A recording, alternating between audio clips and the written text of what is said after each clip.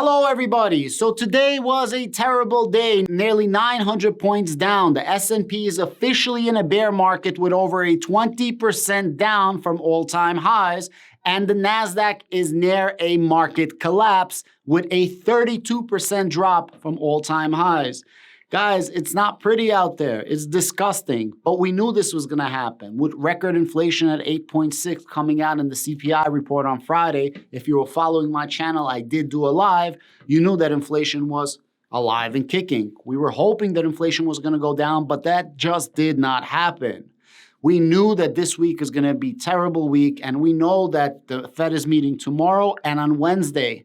On Wednesday, we will get results. I will be doing a live on Wednesday on this channel. Definitely check me out for all of the most updated news. What is going to happen now?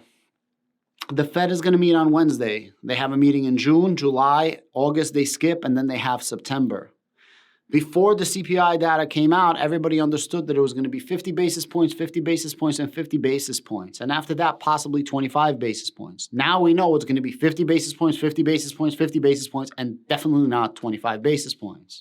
Well, it gets a little bit worse. Now the market is bracing for a 75-point rate hike. 53% of the market says that we're going to get a 75 rate hike next month.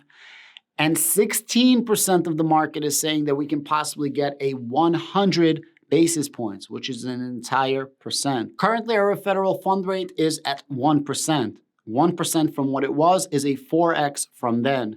If we happen to raise it, let's say 50 basis points, 50 basis points, 50 basis points, now our federal fund rate is going to be 2.5. 2.5 is literally 10x from where it was just 2 months ago, 3 months ago. If we happen to do 50 basis points, 50 basis points, and then 1%, guys, that means that we're going to be doing a 12x from where we were just a few months ago. That would be the most aggressive rate hikes, period. If we raise it by 1%, that would also be one of the most aggressive rate hikes, period.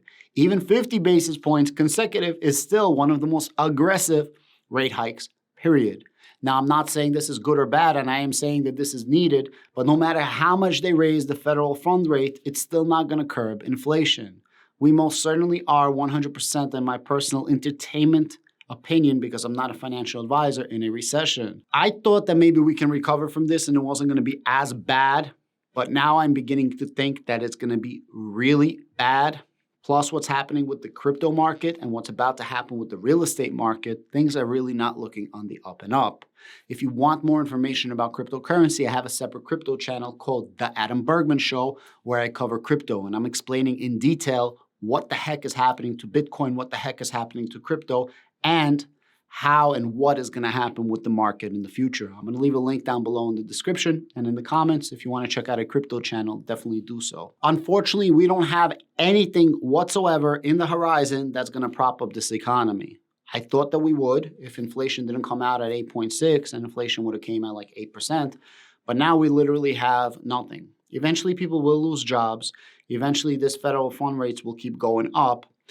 And either inflation is going to start going down or inflation is not going to go down. And inflation does not go down, then we're going to have something called stagflation. And stagflation is where inflation is through the roof and we have negative GDP, which means we have a huge recession and inflation is not going down even though we have a recession. And that's worse than having a recession, which can lead to something like a Great Depression.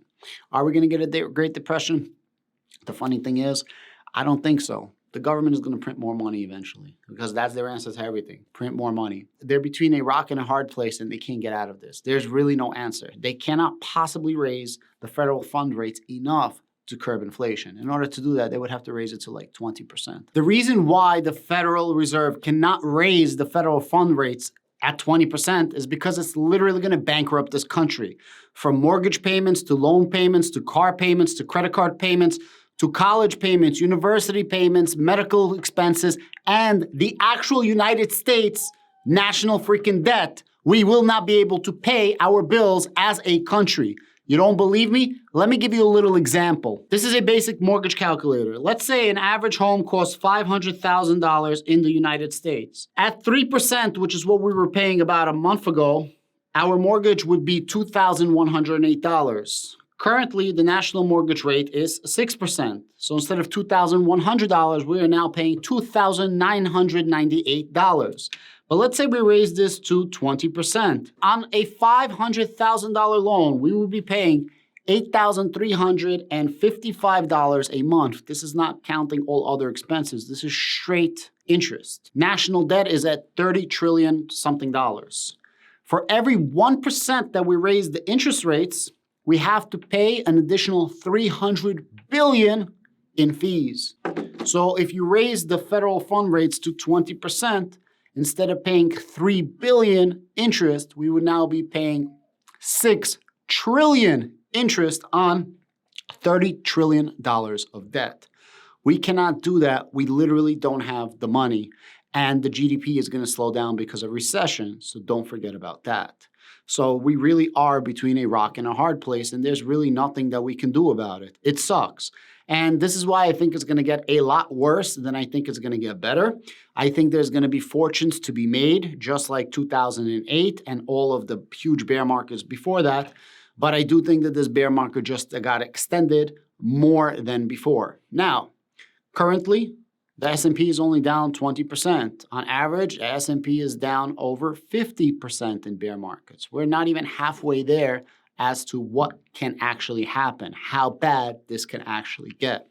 If the Fed is going to announce a 1% federal rate hike, we are absolutely foobarred, but it's almost like it's necessary. But the craziest thing is, like I said, that necessary doesn't really fix anything because you can't really go full throttle because you're going to bankrupt our country. We don't have the money to pay for our national debt and everything else. Now, I don't want to get political, but our politicians like to print more money. Our politicians like to give handouts. And the problem with this country is we're so used to, hey, let's just print more money. When did this happen? We had something called a Bretton Woods standard until the 1970s. After the 1970s, we had nothing backing our dollar. And now we have something called a fiat dollar. Fiat literally means in Latin, by decree. It's backed by nothing. A lot of people complain about crypto and they're like, oh, crypto has no value. It's backed by nothing. Well, the fiat dollar is literally backed by nothing. The only reason America survives is because we have something called the petrodollar, where OPEC made a deal with the United States for United States protection or whatever you want to call it, because, might is right, the military, that everything buys, sells, and trades will be in the US dollar. So the only reason the US dollar is printed and eaten up in the economy is the world economy, the world stage, because of the petrodollar. United States is not going to go anywhere. It's the biggest, baddest. One of the reasons why it does war, one of the reasons why it does campaigns is so that people stop paying attention to what's happening right in front of their face.